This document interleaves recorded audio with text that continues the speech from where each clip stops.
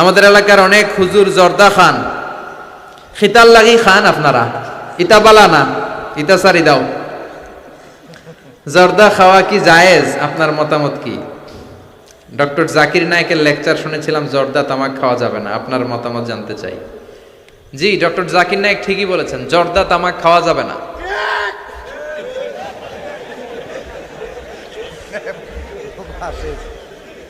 জর্দা তামাক খাওয়া যাবে না, কারণ সিগারেট খাওয়া হারাম, তাই না?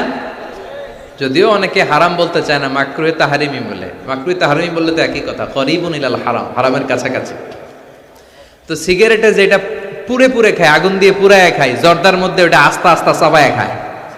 কথা বলেন। তো সিগারেট যদি হারাম হয়, জর্দা তো আরো আগে হারাম। এই জর্দা, সিগারেট এগুলোর সাথে মুসলমানের সম্পর্ক নাই।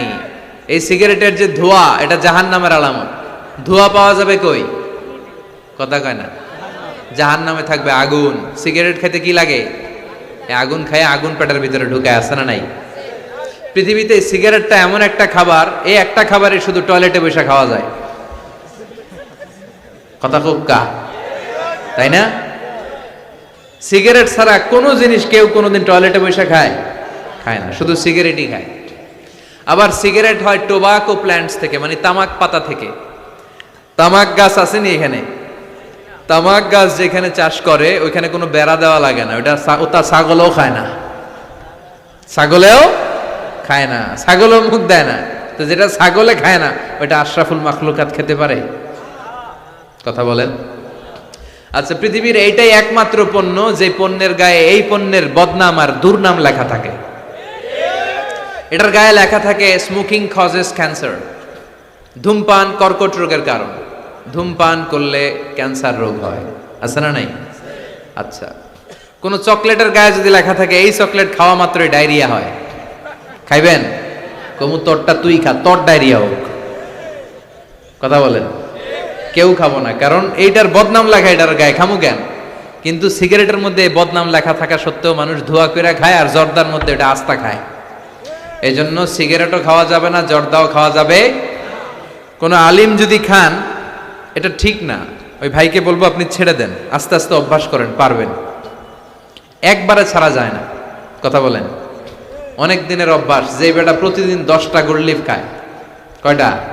আরে কালকে যদি ছাড়তেই হবে, ওকে আমার মাইরা ফেলাম, আমি মরে যাব, তারপরে ছাড়তে পারবো না। ওরে খাইতে দিতে হবে। কি দিতে হবে?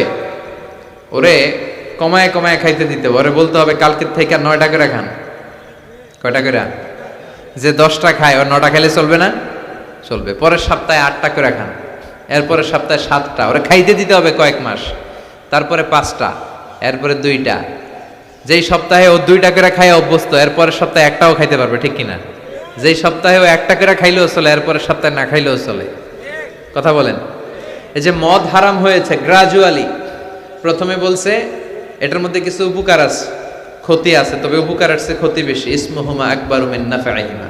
সাহাবারা কয় তাইলে তো কমায় দিতে হবে। সাহাবারাও মদ খাইতো, ওমরে ফারুক মদ খেতেন, মদ খাওয়ার রাজা ছিলেন উনি। এরপরে সাইয়েদনা আলী রাদিয়াল্লাহু তাআলা আনহু মদ খেতেন, সব সাহাবারা মদ খেতেন, কারণ তখন এটা জায়েজ ছিল, নিষেধাজ্ঞা আসে নাই। যখন বলা হলো ক্ষতি আছে বেশি, খাওয়া কমাই দিলেন। এরপর একবার সাইয়েদনা আলী রাদিয়াল্লাহু তাআলা আনহু মদ খেয়ে নামাজে দাঁড়াইছে, আর এরকম মাতলামি করতেছে, আর পড়তেছে আ'বুদু মা তা'বুদুন। লা আ'বুদু মা তা'বুদুনের জায়গায় মাতলামের ছোটা কি পড়ে? আ'বুদু মা তা'বুদুন। লা আ'বুদু মা তা'বুদুনের অর্থ হলো, কাফিরেরা তোমরা যে মূর্তির পূজা করো আমরা ওটার পূজা করি না। উনি লা বাদ দিলে অর্থ হয়ে গেছে তোমরা যেটার পূজা করো আমরা ওইটারই করি। ভেজাল আছে না নাই? এখন নামাজের পরে সবাই যে ধরছে বিশ্বনবীরা, দেখেন আপনার জামাই কি করছে। তখন আয়াত নাজিল হলো, লা তাকরাবুস সালাতা ওয়া আনতুম সুকারা। মদ খাইও, তবে মদ খাইয়া নামাজে দাঁড়াইও না। তখন 5টা টাইমে মদ খাওয়া নিষেধ হয়ে গেল, কারণ নামাজ কয় ওয়াক্ত? 5 ওয়াক্ত খাইতে পারে না, রাতে ঘুমানোর আগে একটু খায়। এরপরে আল্লাহ ইন্নামাল খামরু ওয়াল মাইসির ওয়াল আনসাব ওয়াল আজলাম রিজসুম মিন আমালি শাইতান ফাজতানিবুহু। এরপর চিরকালের জন্য মদ জু আল্লাহ হারাম করে দিলেন। আল্লাহ একবারে হারাম করলে ভয়ঙ্কর অবস্থা হতো, আল্লাহ ধীরে ধীরে হারাম করলেন। তো যারা এই জর্দা সিগারেট খান তারা আস্তে আস্তে কমাবেন।